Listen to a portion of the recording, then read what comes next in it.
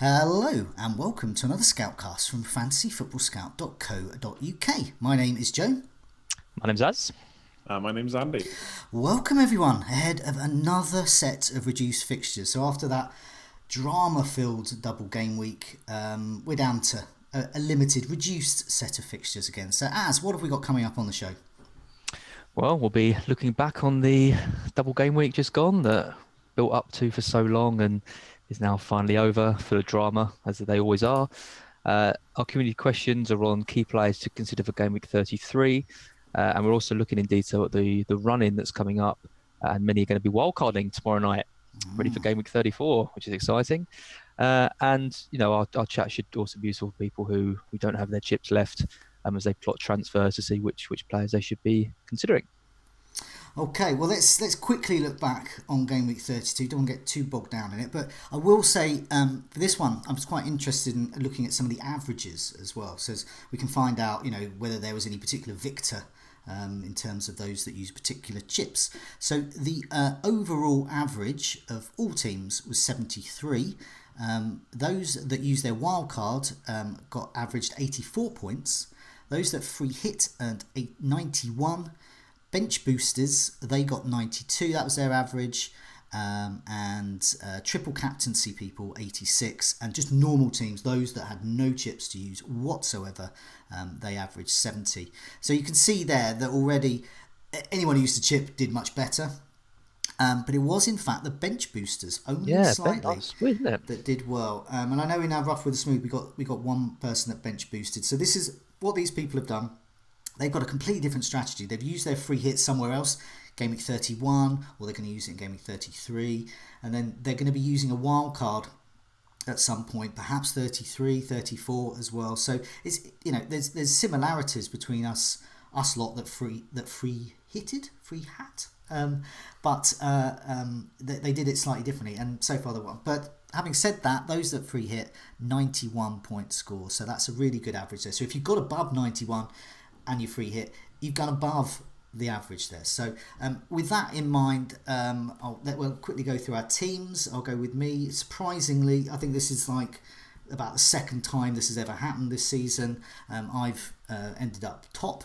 I've got 104, so I was very pleased about my first 100 of the season. And I found that this was less a week for underlying stats.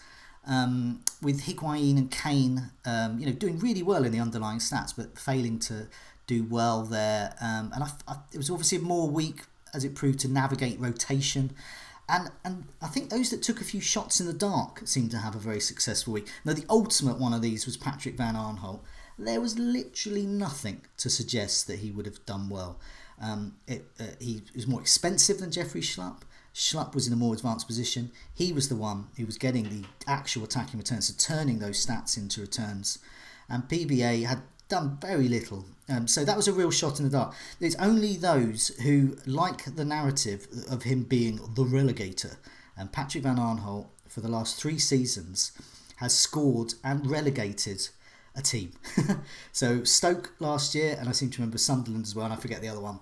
And now it was Huddersfield's turn. So those that like that narrative maybe opted for that, but I have to remember that for next year. You've got to remember that. Yeah. So basically, Patrick Van Aanholt, if it's a match against a team that's about to get relegated, they will, because he is the relegator. What's that? I like that one.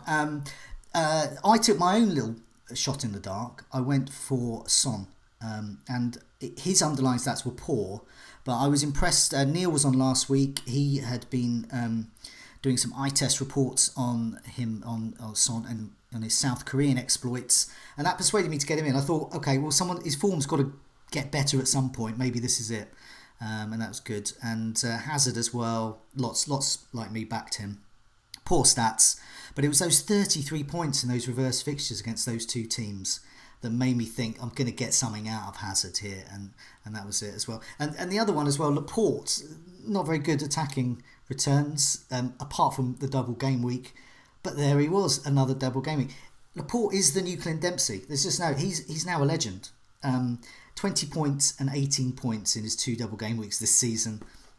The Clint Dempsey Cup is winging its way to him. So yeah, I'm very happy with my team, but I just wanted to point out some of those things as well. Because we've got another double game week coming up.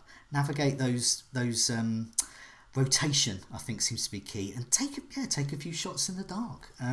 Andy, you're next up. What did you get? You're in the 100 club as well, and what were your successes? Yeah, very similar to you. 103 total on the free hits. That's my first 100 of the season. Yeah, I'm pretty happy with it. Like, I think the one key for me was I kind of instinctively, obviously most people, triple Chelsea, triple City, there's no way I'm going to be talked out of that.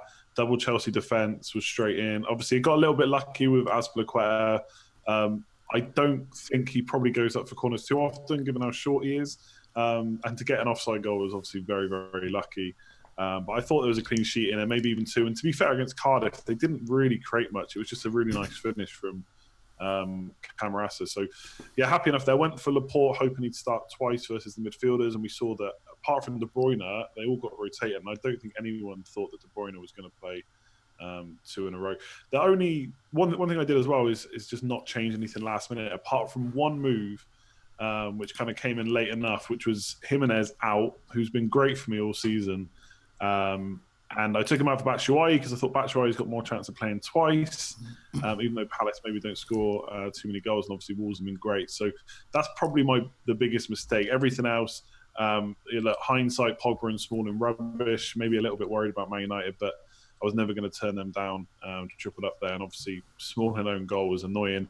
In the first game, he was actually getting targeted by a lot on free kicks and corners. He was the one they were aiming for, but against Wolves, they just couldn't cross the ball in properly, and he didn't really get a chance to, apart from scoring his own net. So I'm up to like 13.5k now, up from 19k, so getting close to the top 10k. So hopefully I don't blow it all on the wild card. Yeah, doing well. I mean, similar for me, the Manchester United lads let me down. I mean, you got Smalling. I did one better with Ashley Young getting his red card. Very, very frustrating. I thought he'd do well in the Watford game. I was going for that shot in the dark narrative there as being an ex. I think it's quite funny because obviously we got the news that Lindelof hadn't travelled. Yeah. And at that point I was like, well, there's no way I'm going to get Lindelof. Even if I need the money, I'll just go for someone else. So I was quite a little bit smug when he didn't play. And obviously it didn't matter. Yeah, outscored him. That's it. Yeah, it's exactly. smug karma. Smalling's going to get a goal and a clean sheet, and Lindelof might not be back for the second game. So same with me. I was on the Breakfast Club with who got the assists, Tom and Nick. And I was telling them I'm not getting Lindelof. I've been stalking his wife's Instagram account, lots of stuff about their baby and stuff. And so Ashley Young. As 84, you beat the average, but you didn't beat the free hit average. So what went right and wrong? I'd say it was looking bleak as well. Tuesday night, I'd gone down 70,000 places.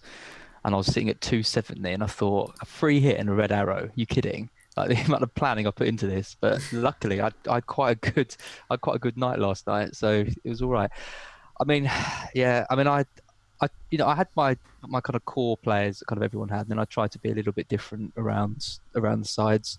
Going for 3 City attackers just didn't pay off. Laporte with 18 points just really, really hurts, and Ederson as well with 12. I thought David Silva had the most chance of playing both games because he didn't have the international break, but he didn't play the second one. I mean, unlike Andy, I made some last-minute changes. I decided that Rashford was too big a risk with the yellow flag, mainly because I'd been burnt last year with Kane in that double game week when I triple captained him and didn't play, so I didn't want any yellow flags going in. So I took Rashford out, I took Azpilicueta out, and I had Sané, who was going on about last time. I took him out, and I brought in Pogba, who blanked, Luiz, who got like 1 clean sheet, and David Silva. So I went from like ultra kind of, maybe not ultra, but Sané was kind of like a real kind of differential pick and kind of played it a bit safer, and it just didn't work out at all. It cost me like 17, 18 points, that last minute move, which just the story of my season really. All those kind of picks doing that, and I went for Jimenez over Batshuayi, which I knew that was going to hurt, but I did it anyway for Andy's reasons. Kept faith with Lindelof. I thought he'd play. He did a post saying how he was sub up for Watford. I thought, I'll be laughing when he plays. Everyone's got rid of him. He didn't play. I know it was that post that went up. It was so obviously written about a week before. Yeah, I know. And it was one of those, we must beat them kind of ones. Hello, footballer. Do you want to beat the opposition? Oh, yes, I do very much. Great interview. Yeah. I just couldn't see anyone for 5.1 that I wanted, Yeah. so I just thought the team I had, I didn't have any cash to play with. It was all that planning that goes into it, and then I went up 1,000 places from 207 to 206, and it's like, it's frustrating, really? isn't it?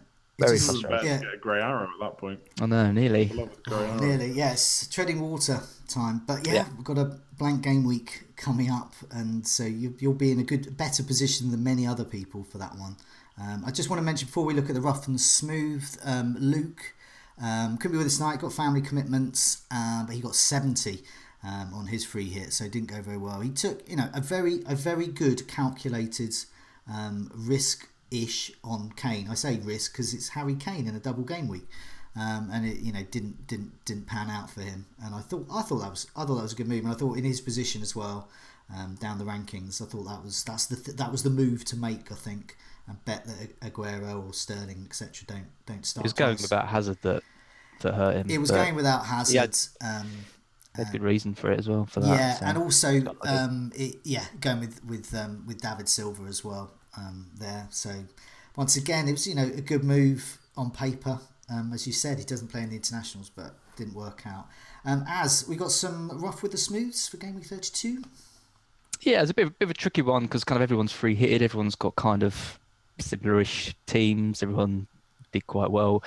We always pick this on kind of what you did do and what you didn't do, and it's you kind of think about the last-minute transfers. Well, I didn't stick with them, so it's kind of. I'll discount them really. I've had a few of them. Yeah, so they're a bit funny. But smooth, we've got some of those. So Demol, 142 points, bench boost. So ties in with what you were saying earlier.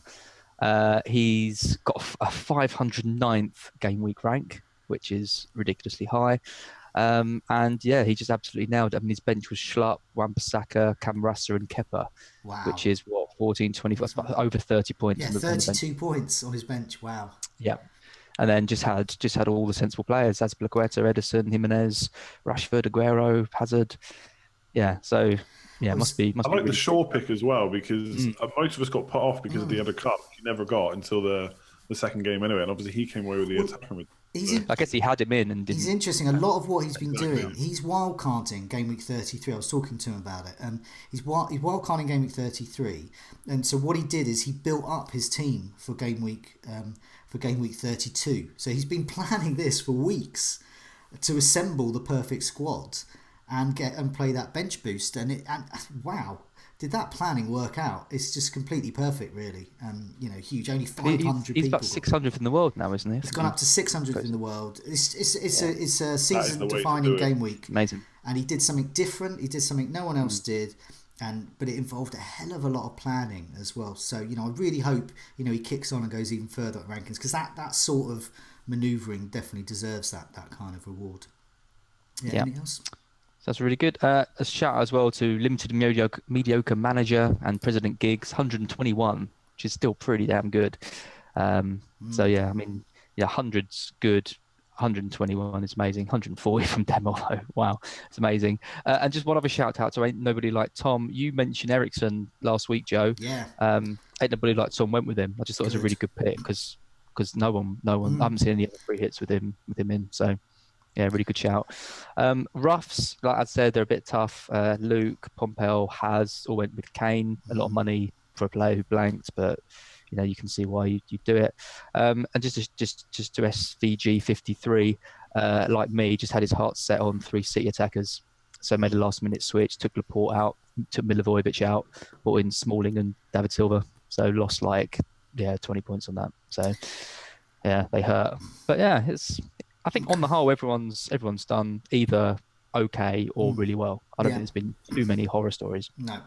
Okay, well, let's onwards, upwards, and all of that. Game week 33 discussion. So as you're back leading this one, lots of people been asking questions about players to get in because some of us who are wildcarding game week 34 have the luxury of just a 1 week dead end move. So yeah, Az, what the community's been asking us about game week 33? So my best ever game week was last season, the week before I wildcarded. It was a blank game week, and I bought in I think it was last season, I bought in Tucson, Stanislas, and someone else, and they all scored. I took like an 8-point hit or something because I just thought, oh, it's the wildcard anyway. I'll just take a punt on some players. It went really well. So I can see the appeal in doing it. And lots of people are asking, who are wildcarding next week, who can we get in as kind of a 1-week punt, that we're going to then get rid of when we wildcard. Others just want to get a strong Gameweek 33 team because maybe they've seen their team after the free hit and they've gone, oh yeah, I remember I've got Felipe Anderson. I should probably get rid of him. And West Ham players in particular look set for the job. We've got some rough fixtures coming up in Chelsea this week. Pogba as well, playing deeper, no game this week. Are people going to stick with him on the wild cards? Maybe not. But the question is, who to replace all these players with? So FPL Physio straight away says, who are the best Felipe Anderson replacements? He's got a game, but people aren't happy. Is it all about the Leicester midfielders, or Everton midfielders a good option as well? Jay Montero and Carl Ask says, is it time to cash in Pogba and use his money to upgrade elsewhere for Gameweek 33 and beyond? And Joe, who I'm assuming is not you. No, it is me. Because it is you. Because I didn't want it to be too midfielder dominated, so I pretended to be a punter and asked the question. Could have at least used a fake name like Joe111 or something. Joe111. Joe11 asks, who are the best defensive or striker punts that may not be in most Game Week 31 teams? Well, let's go to you first, Andy. What do you reckon? What's your plan for Game Week 33? You got a full 11 out, I'm guessing. Yeah, I've actually got 12 playing, so I'll come on to my amazingly exciting 1 week before a wildcard move later on. But yeah, a lot of people are looking at getting rid of Felipe Anderson. Everton midfield is interesting because I don't think many people have been looking at them, but obviously they've been on a little bit of a run, especially clean sheet wise. And if you look at the likes of Richarlison, Sigurdsson, last 4 games, Richarlison 10 shots, 2 chances created, and Sigurdsson 6 shots, 9 chances created. So underlying stats aren't that bad. Obviously they're playing Arsenal, who've just kept 2 clean sheets in a row, although that was at home. And I think generally this season Arsenal have not been a team that I've expected to keep too many clean sheets. So I think there's a massive... I do think it's a bit of a punt because they are playing Arsenal. You could look at them. But I do think Leicester is the Leicester midfielders for me, looking at who's playing this week. The Fraser and Brooks look like, at least stats-wise, I've not seen too much of Bournemouth, so maybe you guys can tell me different. But underlying stats-wise, they seem to have, especially Brooks, gone kind of right downhill. And I like Leicester against Huddersfield. A few people kind of saying, look, they're down and out now, maybe they'll kind of claw it back. I mean, I kind of look at it as in they're already relegated at this point in the season for a reason. They're absolutely rubbish. So Tielemans has been ticking over really nicely. I still think I prefer Maddison just about. Watching them play, Tielemans gets forward because Ndidi kind of stays back. But Maddison's always up there, kind of number 10 role. Set pieces as well, always looking for that ball through to Vardy, and we know how clinical he can be. And I think if you look at their ownership, it's hard. I don't know what FPL Discovery is like at the moment because obviously people have been free hitting and wildcarding and stuff, so I don't know how accurate it is. But overall ownership is not that much for those players. They're almost still differentials. I've got Harvey Barnes. I don't know if he'd be the one I'd bring in from Leicester, but Maddison or Tielemans look good for me for Felipe Anderson replacements. And just kind of going on to the other questions quickly, like Pogba, I got rid of him a couple of weeks ago and then brought him back on the free hit. I am not looking to bring him back at this point. Solskjaer's basically said that he thinks he can play a deeper role, like he does for France, maybe play as that too. We saw the game, I can't remember if it was against Wolves or Watford. I think it was the second game against Wolves with McTominay. He kind of played a bit further forward for a part and Pogba stayed back a bit. He just doesn't look like he's making those late runs in the box. The first few games in the Solskjaer, he was in the box as soon as the ball went out wide to get in for crosses and stuff like that. And he just doesn't seem to be doing it. There's all this Real Madrid speculation. Man United's fixtures aren't even that good over the next double game week and stuff. So I think it's time to cash in and potentially look at maybe getting him back towards the end of the season when fixtures get a bit better. So, yeah, Leicester players this week for me. Arsenal I'd be interested in if I thought I could nail one of them to start. I think it's just too tough. So I don't know what you guys think. But Bournemouth to me don't look too great, and Leicester would still be the ones for me. Do you think the wheels are coming off United? Well, I mean, lots of people tweeted before we got the job that, I know people don't like to hear about expected goals and stuff, but they had stats-wise been probably slightly overperforming, and obviously it was a bit of a bounce straight away. Fixtures have got harder. You got Europe and FA Cup now to contend, or not FA Cup anymore. So yeah, maybe it is the initial period is rolling off a bit. I mean, I don't know. Wolves are a tough side anyway. They've already beaten us in the FA Cup as well recently. And to be fair, we could have been 2 or 3 up pretty early on. There's a couple of headers from Lingard and Lukaku that should have gone in. But yeah, I do worry about Man United at this point. And I think it's kind of disrupted. Like Lingard got injured, Martial's only just back, Rashford and Lukaku have kind of been playing as number 9. It's not been, at the start he had the same start in 11 every week basically in attack. And maybe just having to mix it up, it's just not worked too well. Matic looks slow. They brought Fred in, he's making mistakes. So yeah, Man United not looking good for me at the moment. It's Martial is kind of the one that I'm actually the most interested now, I think, because if you've got Lukaku and Rashford, who you don't really know who's going to play up front, one of them shifts off to the wing or whatever. Pogba's playing too deep. I like Martial. I think he's quite a good price as well, but it's if he can stay fit. Just always seems to have little injuries with him. Yeah, I mean, you've said pretty much everything. There isn't that many teams to pick from this week, and Leicester have by far the best fixture, and they're in really good form, and they've got loads of players to choose from. So I really like the look of Tielemans or Maddison. I'm going to be dumping Pogba for one of those two this week. They've both got. You look at their stats, and they're kind of excelling on different things. You've got Maddison with all his set plays and assists, and you've got Tielemans. He's playing really advanced and shooting a lot and looking, I think, better from a fantasy perspective on the eye. So I think it's really hard to choose between those two. I think I'm like you. I'm swaying towards Maddison just because he's got a bit more in his locker. But I think either of those two picks are great. And Tielemans is like 1.7% ownership. Yeah. So if you're looking to make up some ground, then I think he's a really good pick. Everton are looking good as well. It's just they've got Arsenal this week, so they could be quite good.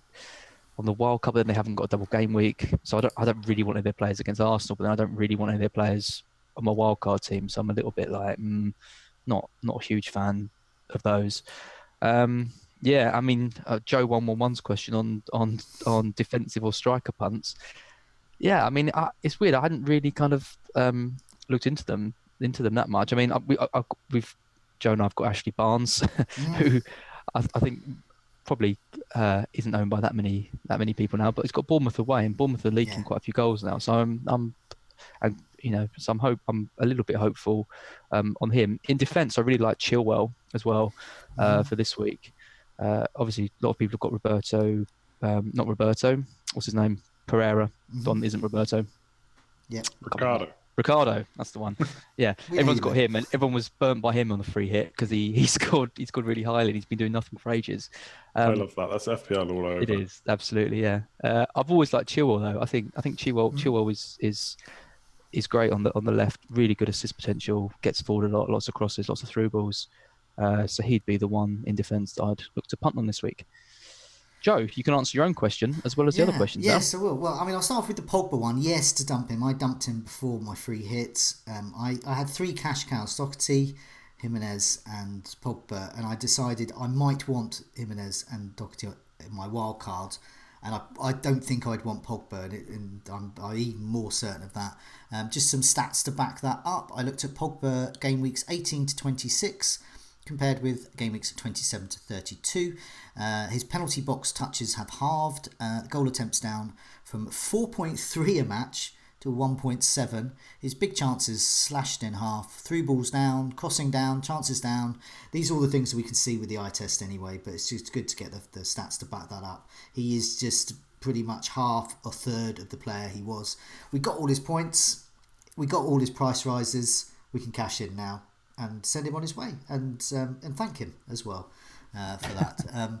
Yes to dumping West Ham assets. I've written in my notes, yes to dumping all, in capitals, West Ham assets. If you have them and you can dump them, because they're basically all on their holidays and they're all rubbish, and they're playing Chelsea. So it's just a perfect storm of absolute cack for West Ham. Get rid of them if you can. But it's really frustrating. I've got Boric and Fabianski. So I was all set to play Boric this week, and he's lost his place. Yeah, well, he might. Take a risk. I'd be, if I had Fabianski, I'd be okay, because at least I'll get some save points there. But this brings on to looking at players. So what you've got to look at is the Gameweek 31 templates, whether that be free hit or whatever. Or the kinds of players that people had there, not free hit, sorry, the kinds of players that they're stuck with, basically. So I'm stuck with Pereira. You said Chilwell, great move. I think you'll get a points advantage on that. Tielemans is another good example of that. Lots of people have got Maddison or Barnes. Could be that Tielemans is the one to get. Lots of Gameweek 31 who've stocked up on 3 Leicester are not going to have him as well.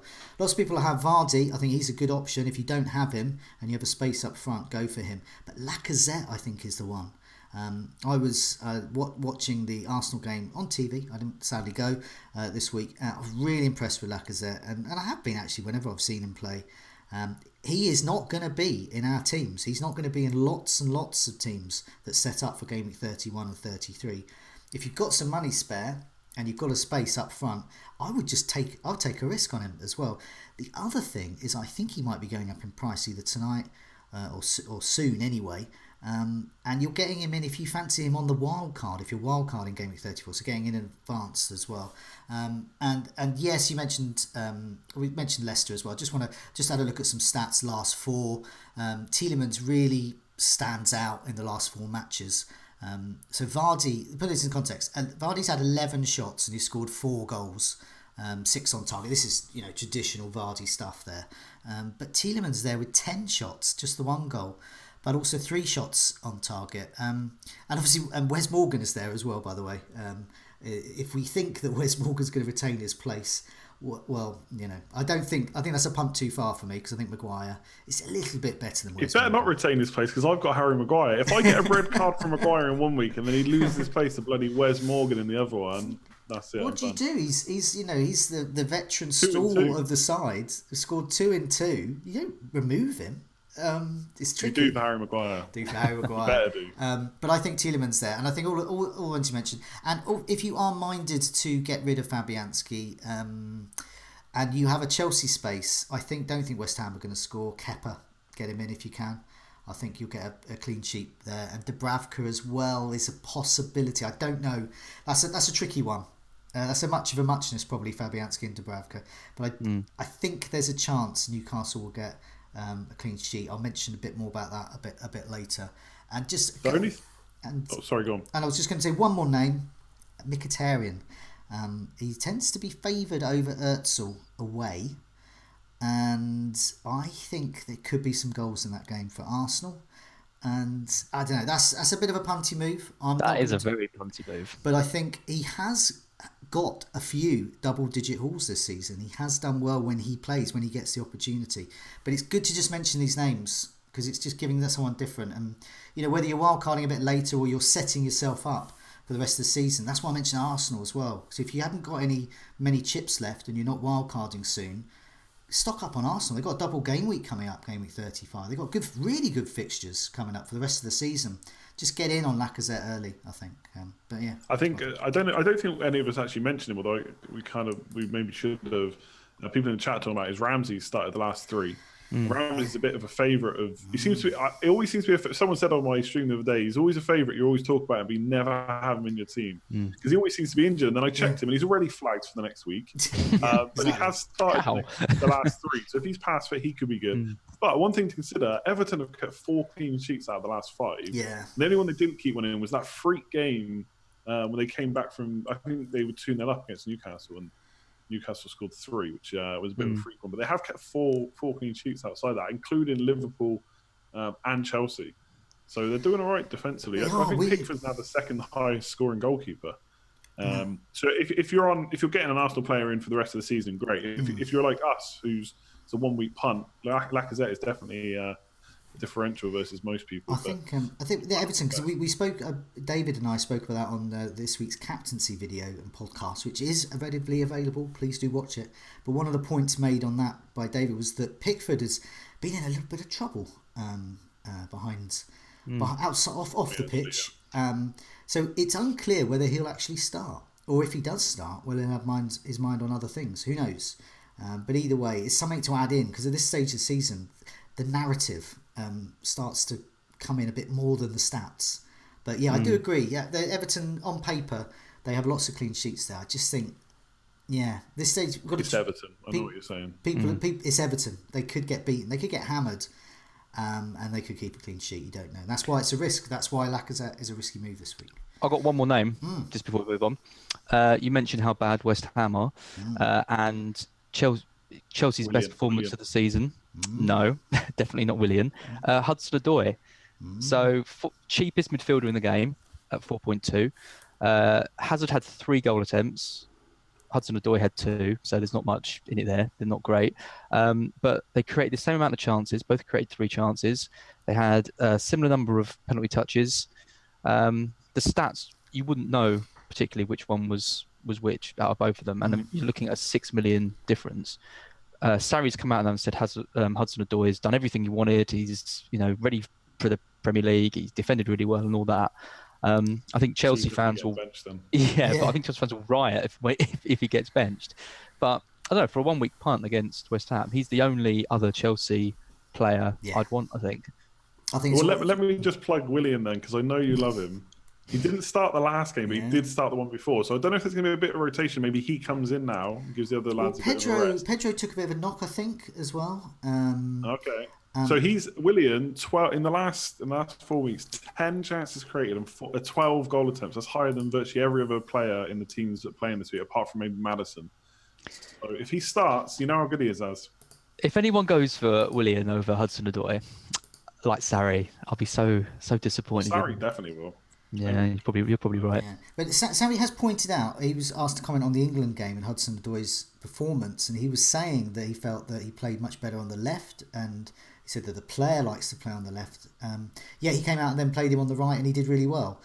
But I mean, it's clear, perhaps maybe that talk is because Hazard is going to go, and Chelsea have got a transfer ban, and so who they're going to replace Hazard with? Well, it's going to be Hudson-Odoi by the looks of it, and they want to try and make it look like that was the plan all along, and it wasn't that they've got a transfer ban. Maybe it's something like that's just me being really cynical there. I think you're right.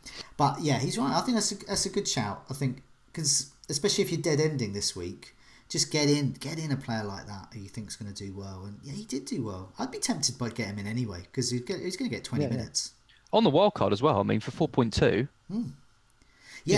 Definitely, really. I think it's a really good enabler there. Speaking of wild cards, lovely segue. Thanks a lot for that, Andy. You're going to lead a discussion about Gameweek 34. All 3 of us are going to be wildcarding Gameweek 34. We're going to be pressing the button Friday night. That's tomorrow night.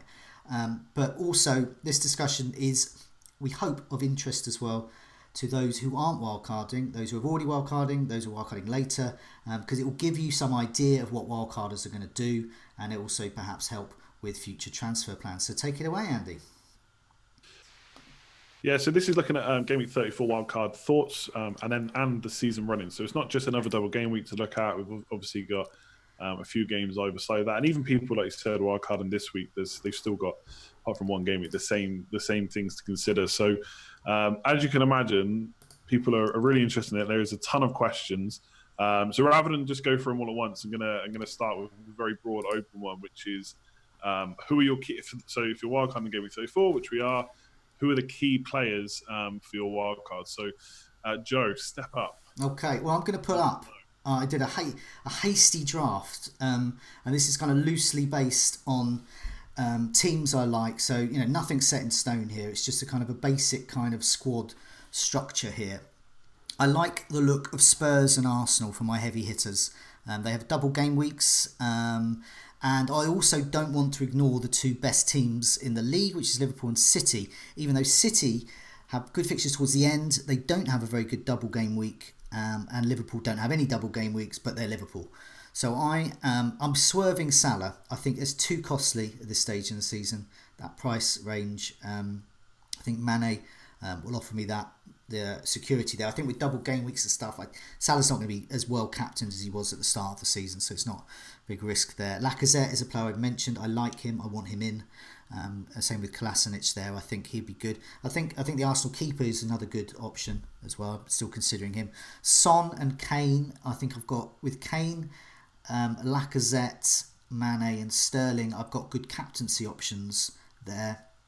And I've retained Jimenez and Doherty. In Jimenez, I think I may have the best game week 35 double game week captaincy option because they have very good fixtures for Wolves. They play Brighton and Arsenal at home. We've seen what they've done to top 6 sides. We've seen what they've done to other sides. Yeah, I think Jimenez is booked in for that captaincy then. And then for the cheap seats, Brighton have back-to-back double game weeks. I don't really want to miss out on that. So I'm going to go for Ryan and Duffy there. I haven't gone for any Brighton attackers. Sad. Because it's just rotation, really. I like Glenn Murray. He's not going to play twice. I'm not going to kid myself. I like Solly March. Well, he's injured at the moment, but also I'm just not going to bank on him playing twice. Pascal Gross coming back from injury. Not going to play twice. No, I could go on. They're not going to play twice. It's not a double game week player. So that's why I've gone for Camarasa. Even though regulars Scoutcast will know, I absolutely loathe Cardiff, their manager, and pretty much everything they stand for. But nevertheless, I will get Camarasa in because he is capable of getting good goals. And they have quite a good double game week, actually. They have Burnley and Brighton. So he's got, over his last 4, he's had 7 shots, 4 on target. No Cardiff player has had as many shots on target as him. That's probably not saying much, but nevertheless, he's a really good value enabler there. And I do like him. And then just a couple more players just to add into the mix. Decore and Valerie I've mentioned there. Once again in the cheap seats. Basically any Southampton defender's good, I think. I also think Ward-Prowse is good. And Decore I like. Now, Neil, who was on the Scoutcast last week, he was telling me about Son's South Korean exploits, and that's what encouraged me to get him in. So I've turned to Neil again. Neil is now my go-to man for transfer decisions, and he has been scouting out Decore and looking at where he's playing within Watford's setup. And he has found they're playing in a much more advanced role in the last couple of matches. They've been playing a sort of 4-4-2 with a diamond, with Decore, the man going forward much more. He's had 11 penalty box touches, 7 shots in his last 2 matches, and he's had 1 penalty box touch and 4 shots in 2019 before that. So that's a massive upturn, and we know what the Duke is capable of. So I like him. I like him a lot. I'll be monitoring that performance in the FA Cup, which is when Watford play next. See if Decore is still taking that attacking role. But yeah, so that's my general thoughts there. Everything's up to change, but I like that structure. I like having a few heavy hitters. I think there's really good value options as well. So yeah, back to you, Andy. Yeah, well, what about you guys? Because I've looked at it. I think we've all looked at it pretty quickly. Obviously, we still got a game week 33 to get out of the way before we fully start worrying about it. Is there any players who've kind of considered, they're in no matter what? Basically, you're definitely not going to go without them. Yeah, I mean, Jimenez is key. I think the fixtures for Wolves are really, really good. I'm hoping they get knocked out of the FA Cup because they've got Southampton, Brighton, Watford, Fulham. They've got two kind of tricky games. The game against Arsenal's in a double game week, so that kind of, that's fine. And then the last game's Liverpool away. But other than that, the fixtures are really nice. So Jimenez would definitely be in. Sterling, I said it ages ago. I'm sticking with it. I mean, I still think he's going to be the highest point scorer in the game. So by that logic, I have to keep him in. And then I think one of Mane or Salah kind of has to stay in. This is the thing, Liverpool don't have a double game week, but I think to lose Robertson or one of Salah or Mane just seems a bit too risky when you consider ownership and the form they're in and the fact they're going for the title and all that kind of stuff. So they'll probably stay. I really like the look of Arsenal's fixtures. I really, really like Kolasinac. I think he's everything I want in a defender. I mean, his heat map is unbelievable. He's so far up the pitch all the time, and he's still kind of their main creative outlet. So he looks like a. You know what he looks like to me? I was watching the Arsenal game because he's got his slick back hair and his square chiseled. He looks like some kind of 50s movie star, but he's just been pumped up. He's been to the gym every day, and he's just now this kind of, it's like a monster version of a 50s film star. It's like Cary Grant crossed with Arnold Schwarzenegger. It's amazing to watch. But anyway, wow, that is a weird image. Was Kolasinac. And I really like Southampton's fixtures as well, which is why I've gone for Gunn in goal. It looks like he's got the place now, and their fixtures are really good. And actually, they're looking really solid as well. So I think Valerie, Gunn, Ward-Prowse, those kind of players could all be really good picks. But yeah, in terms of certs, it's difficult to say. But yeah, I think there's a few there. I think one of Aubameyang or Lacazette will definitely be my team as well. I'd rather have Aubameyang still. I know Lacazette's in great form, but I just think Aubameyang has still got he's going for the golden boot as well, which is always nice to have when you're coming for the season run in. And I got a little punt on De Bruyne as well. I mean, the fact he can start 2 matches in 2 matches in a week shows that he is fit now. And I just wonder if he's going to be a really, really good differential for people like me who are desperately trying to climb up the rankings. I'm excited, actually. I think there's loads of potential in the last few weeks. There's loads of players that are interesting. There's another double game week. My hopes are up, and you'll see me in a few weeks, and they'll be right back down again. But yeah, for now, it's exciting.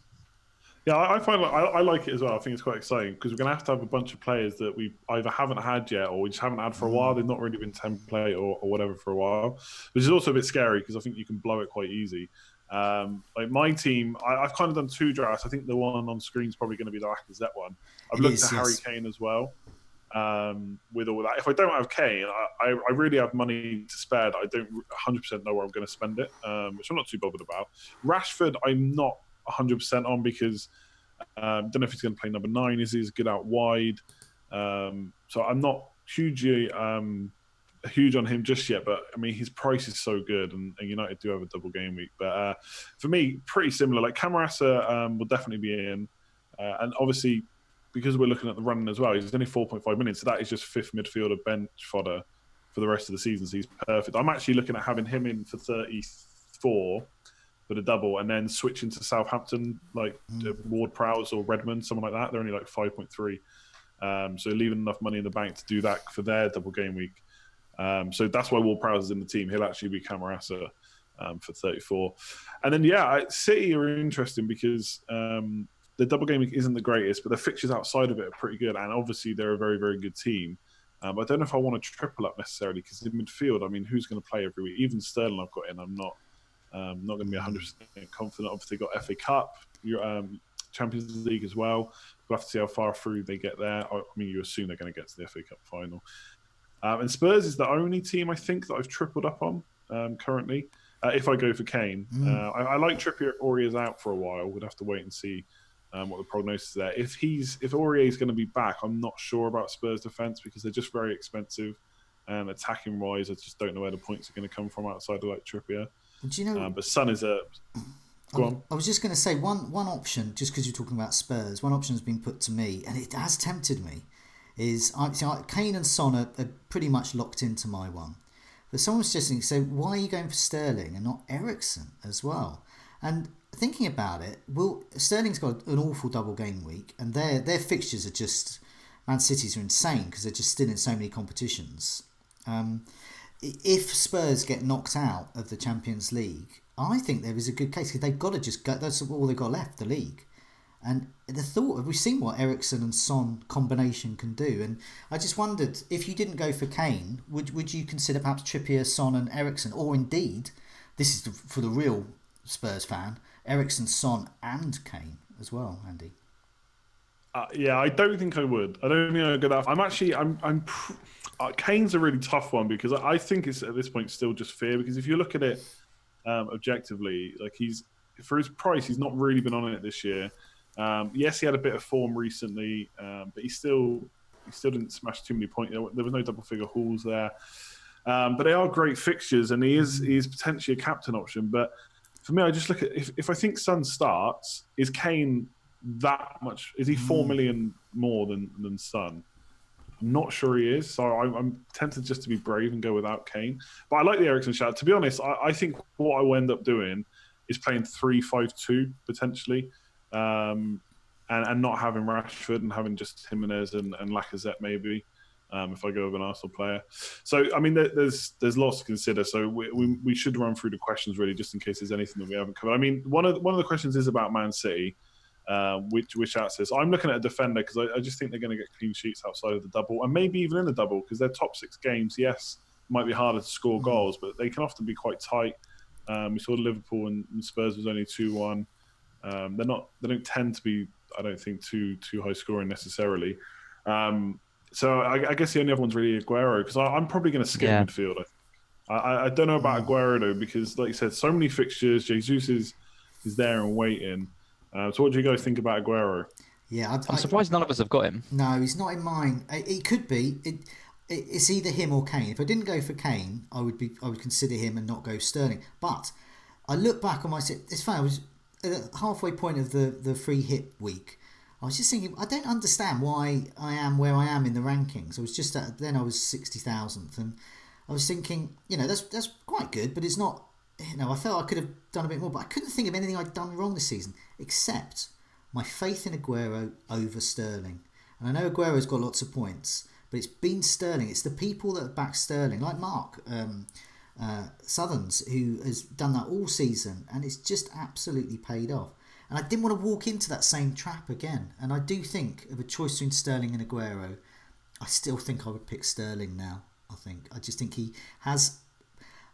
I just think he's got more chance of playing or not playing, if you see what I mean. He's not going to come on. He's just going to play or not play. And if you've got a strong bench, which of course you will do if you're wildcarding, and I'm looking towards the end of the game week, not necessarily for the double game week. So for me, and I think Laporte as well, I'd like to have him, but I just don't think his double game week fixtures is as good. I don't think the clean sheet potential is there. And don't want Clint Dempsey. And it's more. I just don't think he's going to get that. And I do like Robertson. He's a player. He's my expensive. So I'm looking at price points as well. Kolasinac and Robertson and 3 cheapies. If I get Laporte in, then I can't perhaps get Son, or I can't perhaps get Lacazette. I can't perhaps get Kane. And if I'm going to make a sacrifice, I think it would be a Man City defender for me.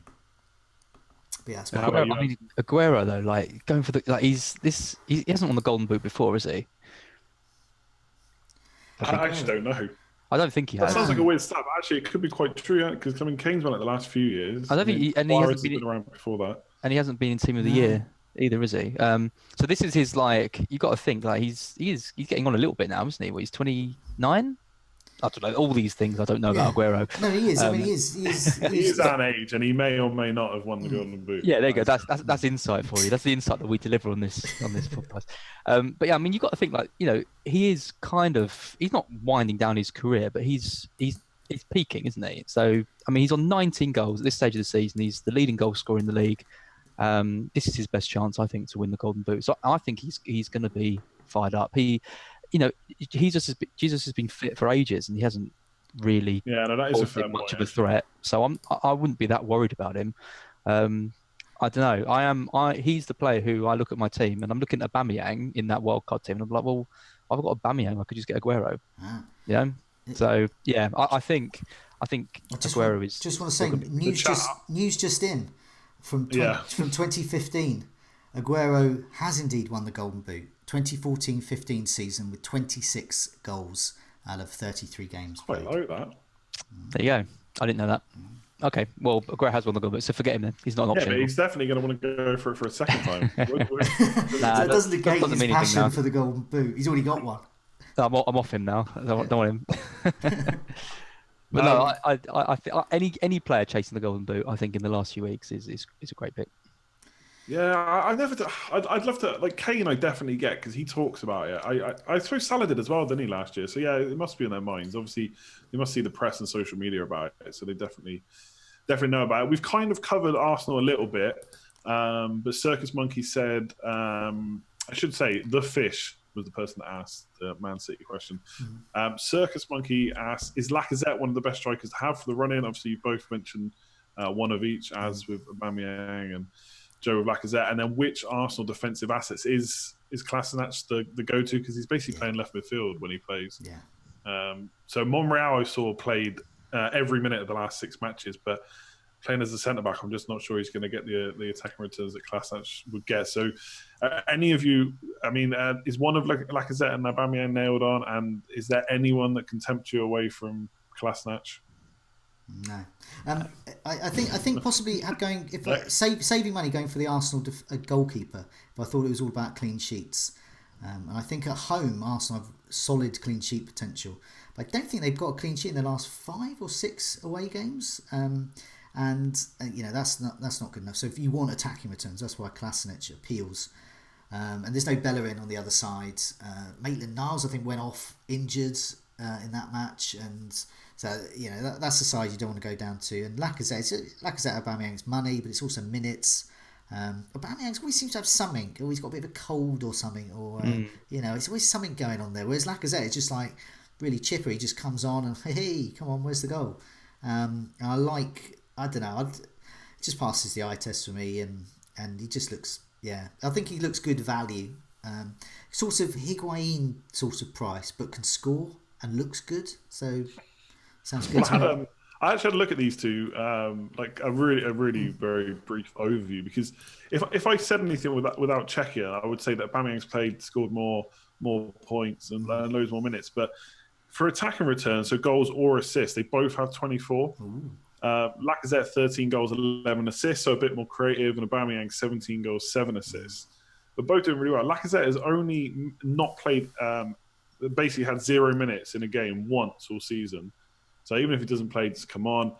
In the last 6, looks much better underlying stats-wise than Aubameyang, although Aubameyang has kind of been, like you said, in and out. But even then, Lacazette still has a 55-minute and a 26-minute in that. So I don't think either of them you can say are going to be 80 or 90-minute men going forward. But looking at their attacking potential, obviously goals better than assists for anyone. But both pretty good for attacking returns. So to save the money, I just don't see a massive reason why Aubameyang would be worth the extra money necessarily. So yeah, I'm kind of looking at Lacazette too. Yeah. I can't. Yeah, I mean, it's just like the fixtures for Arsenal are just incredible. I mean, they've got Watford and Palace, Wolves, Leicester, Brighton, Burnley. They've got no top 6 opposition. They are going for they're the favourite. They've got to be the favourites for a top 4 spot over United and Chelsea now. So they've got plenty of motivation for that. And like the relegation race is, the fact there's 2 teams relegated now, kind of I think makes a lot of the kind of mid-table teams, they're going to be on their holidays already. So I think those games for Arsenal are really good. I looked at them first and thought the same. I think they will probably, they are winnable games, but then if you think, a lot of them are away, which I don't think is necessarily great. Everton, we just said 4 clean sheets in 5. Then Watford and Wolves are 2 of them as well. And I just don't see them being teams that are going to concede a lot of goals. Watford, I think they conceded, 5 to Liverpool, but I just don't think Arsenal are in Liverpool's league when it comes to kind of attack potential. Although obviously Aubameyang and Lacazette are very, very good. And then even Crystal Palace and Leicester don't concede that many goals. So I think they're winnable games for sure. I just don't know how many big hauls there are going to be in them. But I suppose it depends what their motivation is, because for Watford and Wolves, there's still a European place up for grabs. And I've seen Arsenal fans saying after the Man United game, that was really funny. I'm glad Man United lost, but I'm not looking forward to having to go there in a few weeks. So I don't know.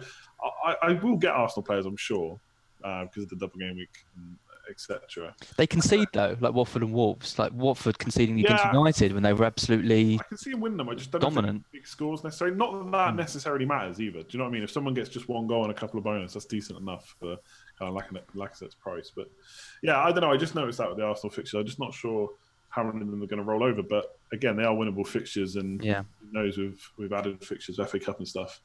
Could definitely happen. One of those would definitely be in my team, though, I think. One of Aubameyang or I think it will be for me. Yeah. Just like I noticed. And then Differential Captain asks, Brighton have back-to-back double game weeks. Which of their options should we target? Obviously, Joe's already mentioned attacking-wise, maybe. Obviously, with Gross out as well, he's probably the one that everyone would have loved. Yeah, okay. Also, which Saints assets do you favour given their strong running? So I've made a note here saying Ings, Austin Long, no. So definitely not getting Southampton forwards either. Midfielders, I think, a bit more interesting. Redmond, last 4 has had 12 goal attempts, 1.5 expected goals and 5 chances created. Ward-Prowse is usually on a few set pieces as well. So I kind of like Southampton for the double. People pointing out in chat as well that none of us had Watford players in our wildcard teams. Obviously, Joe, you've mentioned Decore. I've got 2. I've got Foster and Decore. How many more do you want me to have? I guess do you? Okay, maybe it was just mine then. Maybe it was just mine. But Deofeu as well, possible options. So yeah, I mean, for Brighton, for me, it's going to be Ryan plus Dunk or Duffy, I think. I mean, Duffy's had more goal attempts. I don't know if I needed to save cash, I wouldn't be worried about having that 0.3 to get Duffy. I'd probably just go with Dunk, but Duffy has had more shots on goal this season. So, yeah, I guess you two are looking at pretty much the same players for. I think they're good. They're good for game week 34 for the double game week. In game week 35, nice enablers, good for a bench boost as well. Ryan's going to get save points. Duffy, it can get attacking returns, which is going to make up for any loss of clean sheets there. I think they're the only two I would target there. Was it Ian Anderson was asking about Watford, and I didn't mention Foster. I mentioned Decore, but I think Foster is a really, really good option. I've got he's 4.6, I think, and I've got him at 4.5. That's why I haven't removed him, and I'm going to keep him, I think, because Watford's double game week is really strong. It's really good. It's Huddersfield away and Southampton at home. And then they've got Wolves at home. And then their final game of the season's West Ham at home. They've got some really nice fixtures there. And Foster, as we know, Foster's missed the saves. He's what Fabianski owners dream of that a proper goalkeeper is like. And Ben Foster is that man. He's getting those save points. He's playing in a team, they're still going for it as well. I've already mentally now made a change. Foster is in my team instead of Leno, and Klasnach is coming in. So that's already one change. That's the power of the Scoutcast. A change made immediately, even amongst us, just like that. Yeah, that pleases me. Go on. No, that's me done. I'm just pleased that we've got Foster. I don't think we need to talk about Camarasa too much. We've already mentioned him. It's not the most exciting thing to keep talking about. And the only other thing, which we kind of cover with Man United and maybe a little bit with Chelsea.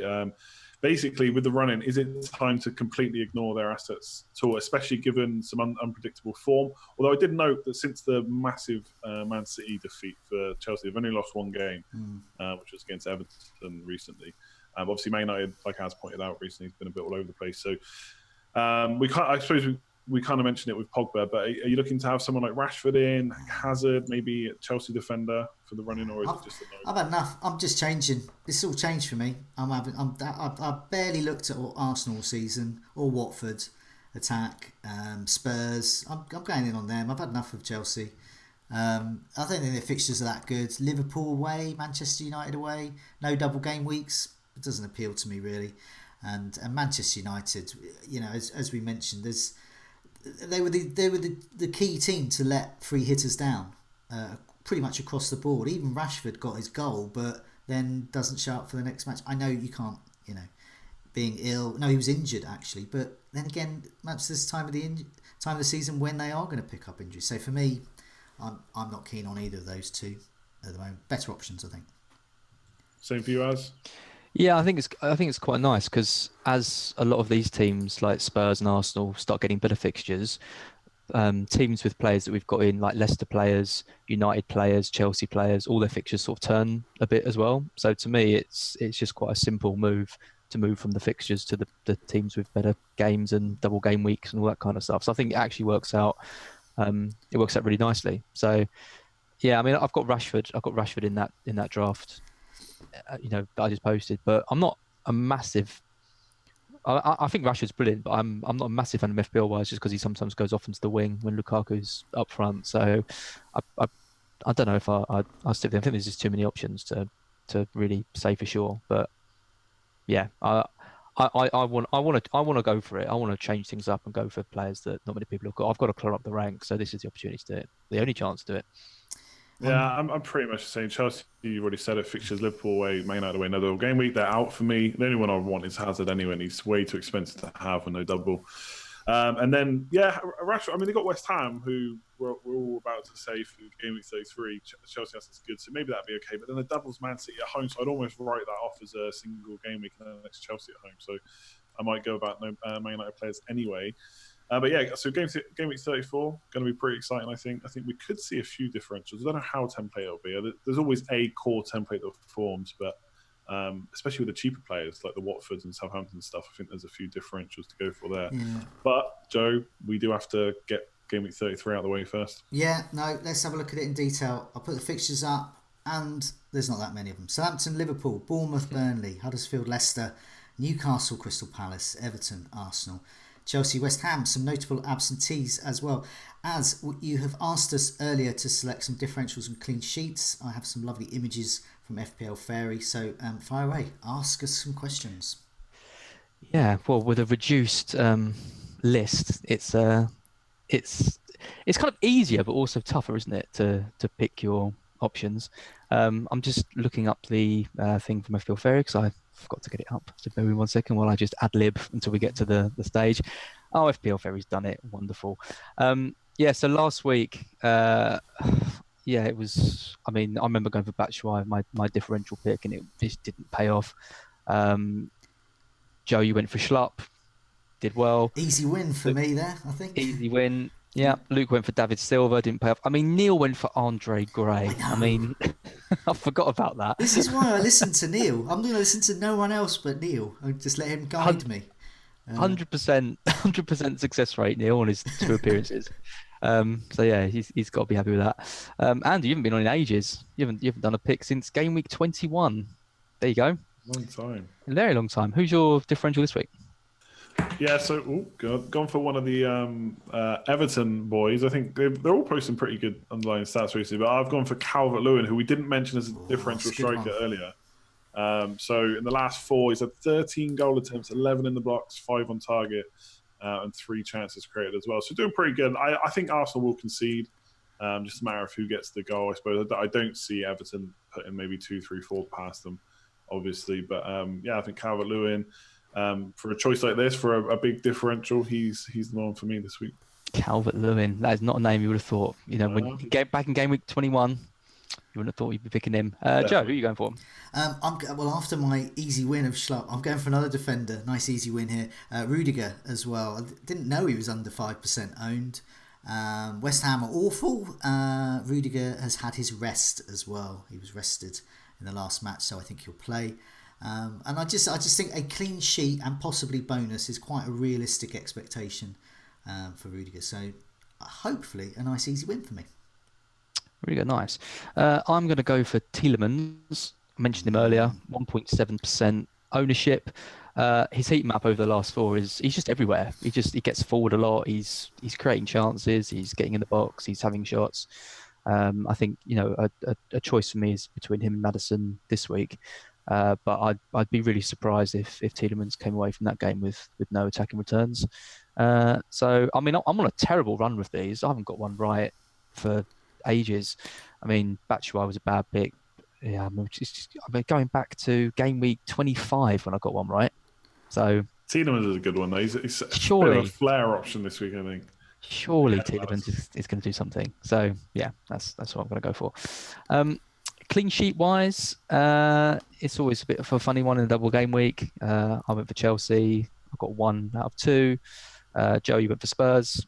You got 1 out of 2. Mm-hmm. And Luke went for City, who finally came through for him. He picks them all the time. Double as well. I know, double, which is good.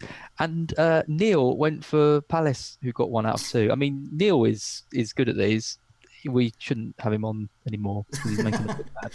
But yeah, fair play to him. I can't remember the order. Joe, who are you going for this week? Well, I was. People will realise that I didn't pick first. I picked last.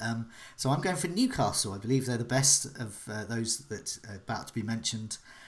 Last 4 at home, they've conceded 3 goals and kept 2 clean sheets. They have only conceded 4 big chances, 2 over that time. So they're really strong there. They're amongst one of the best home defences recently. I like that. So that's the bit I'm holding out on. This is the bad bit for my pick. They face one of the best away sides at the moment in Palace, who have scored 8 goals in the last 4 away matches. That's more than any other side. So I haven't really got much choice. I'm not prepared to pick any of the others. If I was really punty and look at Southampton's strong defensive form recently, I would say them. But they're against Liverpool, so I'm not. And I just think Newcastle might get one, but then I look to the Palace. So I don't know. Hit and hope for that one. I think when you talk yourself out of your own clean sheet. I haven't got any alternative, so I'm just going to hope for the best. Andy? So I went Chelsea. I'm going to bring in a Chelsea goalkeeper this week. I'm sure you can guess which one. They haven't really conceded too many goals recently. The annoying thing is they've conceded lots of just 1 goal, which obviously doesn't help for points. But I think, on another day they get a clean sheet against Cardiff. They got one against Brighton. Why not against West Ham? We're looking a bit of disarray. So yeah, Chelsea for me. I mean, amazingly, I'm left with the two teams to pick out of who I think are the best options of the clean sheet, which is Liverpool and Leicester. I think Southampton are pretty solid at home, but they don't offer that much in way of attacking threat, and they don't have Ings who can't play, and I think they've got some other injuries as well. And then Leicester are playing Huddersfield, who, I mean, they don't even have Depotre, whatever his name is, and I don't know. I'll go for Leicester. I think any team playing Huddersfield are pretty good for a clean sheet. So I'll go for them. And like I said earlier, I think Chilwell is going to have a good week this week. So I could bring him in for Luca Dean, but I think Pogba to Tielemans or Madison's a bit more exciting. As someone who removed Luca Dean for Pereira some weeks ago, it's just no need to make that move. Luca Dean can get you points this week, so don't do that. But yeah, get rid of like Pogba or someone like that. Any West Ham rubbish as well. Yeah, you're right. Speaking of which, let's look at our game week 33 transfer and captaincy plans. We'll go for you. Back to you as on this one. Who are you captaining? And who is it who's going to come in? Yeah, well, I've got Vardy captain at the moment. I read something earlier which was about how the Huddersfield manager has had a big falling out with a load of the players as well. So they're already the worst team in the league. They're already relegated. The new manager has fallen out with the players, and the new manager took over from the beloved manager who they didn't even want to really get rid of. And Leicester have got new manager bounce. They're in form. I just think that game has got quite a big Leicester win written all over it. Harvey Barnes is going to go nuts. Yeah, and I mean they've got so many players that could. I mean they've got such an exciting team, Leicester, and I think Huddersfield, in a way, they like what have they got left? They might as well they're at home. They might as well just kind of go for it a bit. And I think if they do, that's going to really play into Leicester's counter-attacking strategy. So I think Vardy's, going to hopefully score a goal. So I'm between Vardy and Hazard, but I'm leaning towards Vardy at the moment. Good call. And yeah, my transfer will either be Pogba to Tielemans or Maddison, and then I'll bench Brooks, who hasn't been doing much anyway. Or I could do Dean to Chilwell, but I'll probably do Pogba to Maddison. I don't know. I'll kind of top myself to Tielemans now. Maybe Pogba to Tielemans. Okay. Let's go with that. Okay, well, I'll put my one up now. I've gone for Hazard captain. I've got a massive yellow flagged Philip Anderson hole in my midfield that's going to be filled probably by Tielemans or Maddison, similar to you. I don't have Leicester attacking cover. I can't get Vardy in. I'm not going to dump Wilson and Barnes. I'm not going to dump Jimenez. I'm really worried about Vardy. If I had him, I'd be very tempted to captain him as well. I think, as you say, it's a sure thing they're gonna score there. I just wanted to mention something about Hazard while I'm going for him, as opposed to say Mane or Salah. FPL Awesomeo sent me some good stats just now about West Ham. They have conceded more big chances and also they've conceded more big chances than any other side over the last 4 away matches. And they've also, in terms of chances conceded, where they're conceding them as well, they've conceded twice as many chances down their right flank, which benefits whoever plays on Chelsea's left flank. And we all know who that is, Eden Hazard. So that is why I like the look of Eden Hazard. On the Captaincy video and podcast this week, we mentioned how amazing Hazard's stats and performance was with Giroud in the side. He really, really benefits that, and Higuain kills some threat there. But I'm so convinced of the awfulness of West Ham that even if I played up front, let alone Higuain, I believe Hazard can get some points there. So I think he's the best I have. If I had Vardy, I'd have a tough choice, I think. Andy, what are you doing? Yeah, so I've got 2.4 million in the bank. I don't think for my outfield 11 I've got too many concerns. David Luiz maybe, because he played both games. I was expecting him to get a rest, and it was Rudiger. But I think with 5 days rest in between, I don't think they really need him for Europa League either. He'll probably play. If he doesn't, I've got Wan-Bissaka on the bench anyway. So I don't think I'm going to make a move. There's no one I feel like I really got to get rid of. And to be honest, I quite like having this team back and have it for one more run out. I'm hoping Harvey Barnes can do the business. But maybe that's a wish too far. So my move will be a goalkeeper move. It's very exciting. I'll keep Fabianski because I've got enough money to move Button to whatever goalkeeper I want really, so I might as well just have Fabianski on the bench. It's probably going to be Kepa and double up on Chelsea. Schmeichel, yes, against Huddersfield, but it's the away game. West Ham, the better team, obviously, than Huddersfield, but I'm just going to go for Chelsea at home. Like I said, they've not been conceding a huge amount of goals, so I think they've got every chance to shut out West Ham. And in captain, I'm also on Hazard. One of the things we always say about Hazard, we can't trust him. He has these easy games and doesn't do well. So I looked at this a bit further earlier and just looked at games that he's, non-top 6 games that he's returned something in. Not necessarily double-figure hauls. And he's done that at 65% of all non-top 6 games that he's played. Salah's the same, about 65%. And Mane and Sterling are both a little bit lower. So the other 3 who we'd be fine captaining him, and we don't trust Hazard, he actually returns just as often, if not more. And he also has more double-figure hauls than Salah, Mane and Sterling this year, which is pretty interesting. There's still a little part of me that looks at Mane. I think because Mane didn't play in the double, and it was against Spurs, we kind of forgotten how good he's been recently. And I think there's a bit of recency bias with Hazard because he just did so well, which is fair enough. He's in a bit of form, of course. But Mane has done so well recently. And he's also gets in really good positions for shots where he's having his shots really close to goal, whereas Salah and Hazard shoot from a bit further out, which is why I think he's been so clinical. It is Southampton away, probably a tougher fixture than West Ham at home. So I'm currently on Hazard. I think Salah's even my third choice this week. Me too. Because I think if I go for a Liverpool player, at this point, I can't keep talking myself into just going for Salah because at some point he'll score. When Mane is just, expected goals and stuff, he's just ahead and getting better chances. Well, something we didn't talk about on the wild card, really, was that we've all gone Mane, no Salah. It's just money. Like at this point, it's very hard, I think, to Salah is shooting more, for sure, but Mane is shooting from better positions. So obviously it's easier to score closer to goal for the most part. Obviously, Salah could score a banger. He can't keep getting dodgy assists either, can he? Really? Well, obviously it was a great assist in the last game. Forced that own goal. Very well played from him. But Liverpool have got the fixtures for Salah to do well. I don't think anyone thinks that he's going to continue this bad run of form the whole way through the season. But at some point, something's got to give, and you just can't keep backing him when he's just not doing it. So. Yeah, that was a long way of saying I'm captaining Hazard currently. Quick question for you both then. So, Andy, you're singing the praises of Hazard's stats or records against non-top 6. Joe, you're saying how bad West Ham are. Triple captain's got to be played at some point. Not a little bit tempted? Now, I've used mine. So. Oh, you've used yours. Of course you have. Well, do you know what? You are tempting me. Monday night game, triple captain. I still fancy the triple captain a bit later in the season.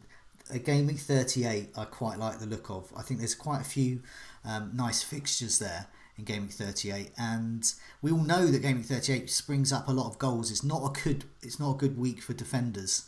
I'm just looking at the fixtures now. Just now you've mentioned it. So for example, if Lukaku is fit and firing. A home game against Cardiff, I could move on one of my strikers to Lukaku and triple captain him there as well. I think there's options as well. Tottenham, a home game at Everton as well, final game. City against us, and City of course travel to Brighton as well. So there's lots and lots of really good options there, So you've called my bluff a bit there. So if you're so keen on Hazard, confident. Yeah, it's like Columbo. You don't trust him, it's like Columbo. Hey, no, Hazard's really good. Just one more thing. Why don't you triple captain him? I can't answer that. Maybe I'm not as confident as I think. It was more you're saying how bad West Ham are because you've been very anti West Ham this Scoutcast. So I do play up to it a bit. But about West Ham for me is. Obviously, with the side they've got, they're not really a bad team. They shouldn't be a bad team. Sorry, let me rephrase that. They've obviously been doing bad recently, but they shouldn't be doing as bad as they have. So there's always that small thought in the back of your mind: is this the game where they're going to suddenly turn it around? But as a lot of people keep saying, they've not really got much to play for at this point. So it's a tough one. Obviously, it's a London derby as well, so maybe a step up for that. But I mean, if you're backing it on form right now. Like I said, Hazard doesn't blank in easy fixtures, if you want to call West Ham an easy fixture, as much as we think he does. And West Ham have been poor recently. So, it does look towards Hazard. But like I said, I think if Mane had played an easier team in the double, we would be thinking more about him. I think people are really forgetting how good he's been before that Spurs game. And just one more thing about the captaincy, and it shouldn't impact on our decision. But don't say it. And I am going to say it because I think there's a bit of it that impacts on mine. Salah and Mane play on Friday and Hazard plays on Monday. So it's the final game. And that has impacted, I think, because I'll be happy over the weekend if Salah and Mane score. Well, I'll be devastated if I captain them and they don't. So it's just a way of making FPL less of a horrible, tormenting experience. Unless you captain Hazard and then one of those two scores a hat trick, and then all weekend you've just got you're ruined. But I'll still have the optimism that Hazard will get a hat trick as well. It's the hope that kills you, though, Joe. Yeah, I know. That's I've learned that this season. But I'll have that hope over the weekend. So I'll have a lovely weekend full of hope and optimism. And then Monday, which, let's face it, is an awful day anyway, will just become an even more awful day. So, plus, we do have, to be fair, this weekend especially, we do have wildcards to occupy us as well. That's true. Activate that tomorrow evening. Yeah, it's true. We're already looking forward as well, so I can forget that as well. I do partially say that in jest. I have captained a player that plays in the opening game many times, particularly Kane, particularly Salah when he travelled down to Bournemouth for his hat-trick, and particularly Kane last season. I seem to remember they had a spate of 12:30 Saturday kickoffs, and I was quite happy to captain him, and I'm quite happy to accept his point. So I just genuinely don't think that Salah and Mane are as good an option as Hazard this week. So, but anyway, thanks so much for joining me. I thought hopefully we've offered people a lot of good ideas for Game Week 33. And also, because we're always looking ahead, Game Week 34 as well, whether you're wildcarding or not, you get an insight into the sort of players that we're looking at for the season running. But for now, it's good night for me. And good night for me. Good night. Good night all.